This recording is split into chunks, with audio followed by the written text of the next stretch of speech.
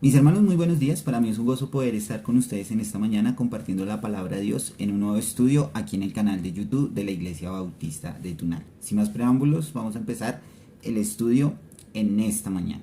Bueno, mis hermanos, en esta semana el mundo conmemora la Semana Santa. Claro que nosotros también conmemoramos esta semana, pero entendemos qué se está conmemorando, entendemos cuál es el eje central de la Semana Santa. Algo que veíamos cuando éramos más jóvenes o los que hemos pasado más de 30 años podemos entender un poco, es que era un respeto absoluto a esta semana. Recuerdo mucho que mis papás me inculcaron el respeto a eso, entender por qué se tenía que tener ese respeto, aunque ese mismo respeto se ha ido perdiendo con el tiempo. Pero más allá de que sea una semana de respeto, de una semana de conmemorar muchas cosas, es entender el eje central de ella, y es la muerte de nuestro Señor Jesucristo. ¿Y por qué la importancia de la muerte del Señor Jesucristo para nosotros como cristianos? Eso debemos tenerlo muy claro, y es lo que debemos también explicarle a las personas. Porque las personas dicen, sí, hay que respetar, hay que conmemorar la muerte de Cristo, fue un suceso muy terrible lo que le pasó a Él, pero son cosas que nos han enseñado culturalmente a lo largo del tiempo. Pero realmente debemos enfocarnos en el mensaje y en el centro que es ese sacrificio de Cristo. ¿Por qué Cristo murió? Porque Cristo entregó su vida. ¿Sería por un capricho de Dios? ¿Sería por un capricho de Él? ¿Sería para decir pobrecito de Cristo? No, no es por eso. El sacrificio de Cristo es para salvarnos. Y la palabra salvación es también el eje también principal. Él muere para salvarnos ¿de qué? ¿De los enemigos? ¿De lo que estábamos viviendo? ¿De lo que podemos vivir? No, mis hermanos. Cristo nos salva del pecado. Y el título del estudio en esta mañana es Las cosas viejas pasaron. Y quiero que me acompañen a 2 capítulo 5, versículos del 14 al 21. Segunda de Corintios capítulo 5 versículos del 14 al 21. Y vamos a mirar algunas cosas que debemos entender de ese sacrificio de Cristo. Entonces, empecemos con el versículo 14. Dice así la palabra de Dios: porque el amor de Cristo nos constriñe, pensando esto, que si uno murió por todos, luego todos murieron. Ahora, miremos lo primero que podemos entender del sacrificio de Cristo. El sacrificio de Cristo es en amor. Eso lo podemos ver también en Juan 3:16. Dios entrega a su Hijo para salvarnos por el amor infinito que nos tiene. Es en amor el sacrificio de Cristo. Ahora, no es porque sea pobrecito el Señor Jesucristo o por cómo tuvo que pasar esas cosas. No, el Señor lo hizo en amor. Tuvo que pasar esos flagelos que hoy recordamos, pero que debemos recordar siempre como hijos de Dios, como creyentes verdaderos. Debemos recordar que Él tuvo que pagar un alto precio para salvarnos a nosotros de nuestro pecado. Ese era el sacrificio perfecto en amor que Dios estaba exigiendo para salvarnos a nosotros.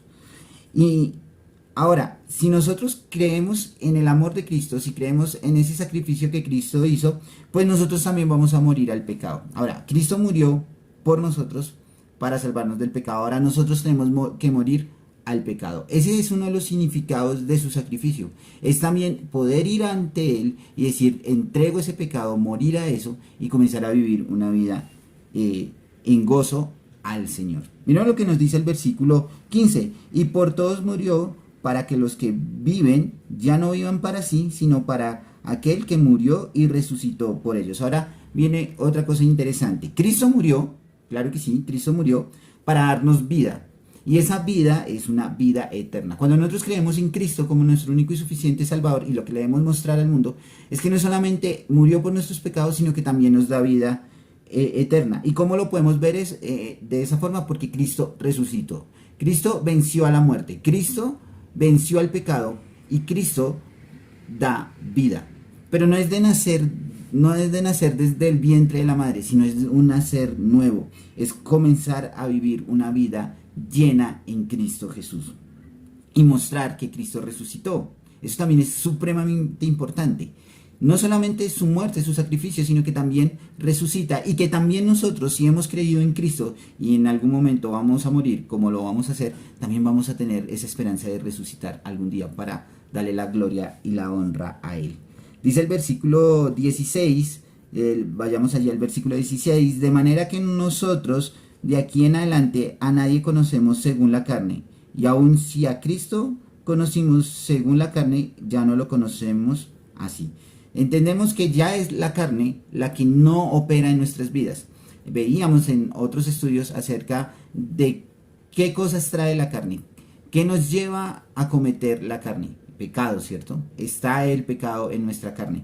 Pero cuando nosotros conocemos a Cristo, cuando nosotros entregamos nuestra vida a Cristo, cuando nosotros tenemos una relación genuina con Dios, esas cosas, esa carne pasa a un segundo grado.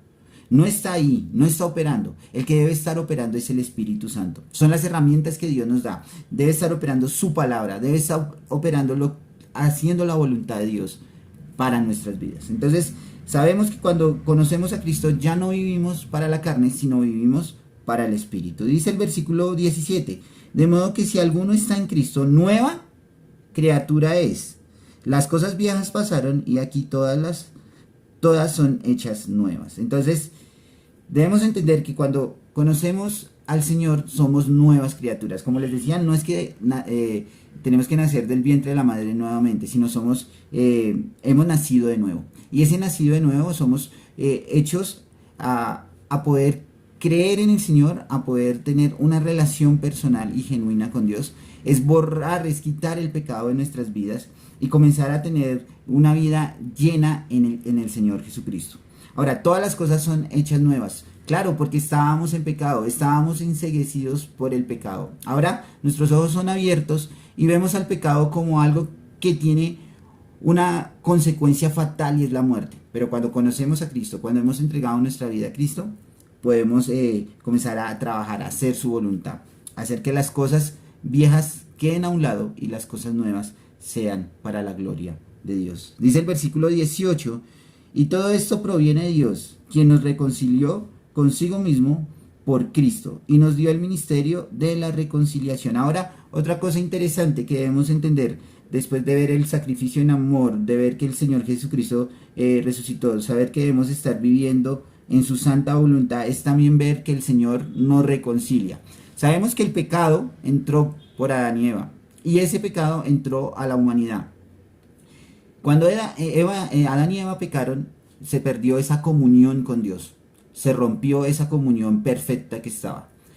Con el Señor Jesucristo, ¿qué pasa? El Señor Jesucristo en su sacrificio restaura también esa comunión con Dios. Nos reconcilia con Dios, nos reconcilia con el Padre Celestial. Por eso ahí nos dice que Dios estaba en Cristo reconciliando consigo al mundo, no tomándoles en cuenta, me fui para el siguiente versículo, el 19 y el 18. Y todo esto proviene de Dios, quien nos reconcilió consigo mismos por Cristo y nos dio ministerio de reconciliación. Ahora, nosotros también tenemos esa oportunidad de reconciliar, ¿sí? El Señor también nos enseña.